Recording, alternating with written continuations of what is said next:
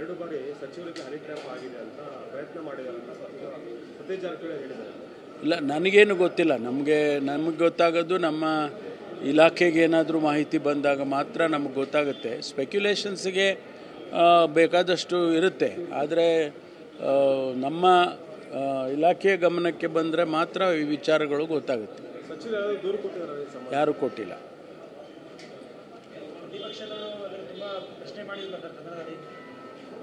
ಅಲ್ಲ, ಮಾಡಿದ್ದಾರೆ ಅವರು,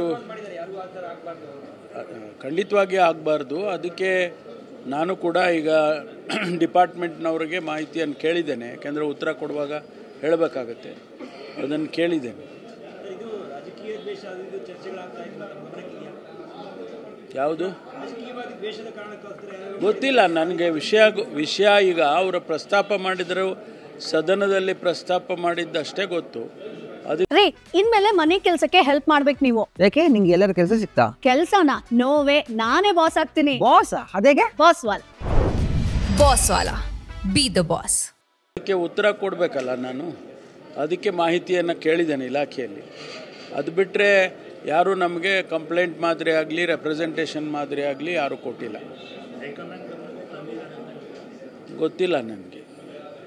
ಹೈಕಮಾಂಡ್ ಗಮನಕ್ಕೆ ನಾವ್ಯಾರೂ ರೆಗ್ಯುಲರ್ ಟಚಲ್ಲಿ ಇರಲ್ಲ. ಅಧ್ಯಕ್ಷರು ಮಾತ್ರ ಇರ್ತಾರೆ, ಇಲ್ಲ ಮುಖ್ಯಮಂತ್ರಿಗಳು ಇರ್ತಾರೆ. ರೆಗ್ಯುಲರ್ ಟಚಲ್ಲಿರೋರು ಅವರೇ.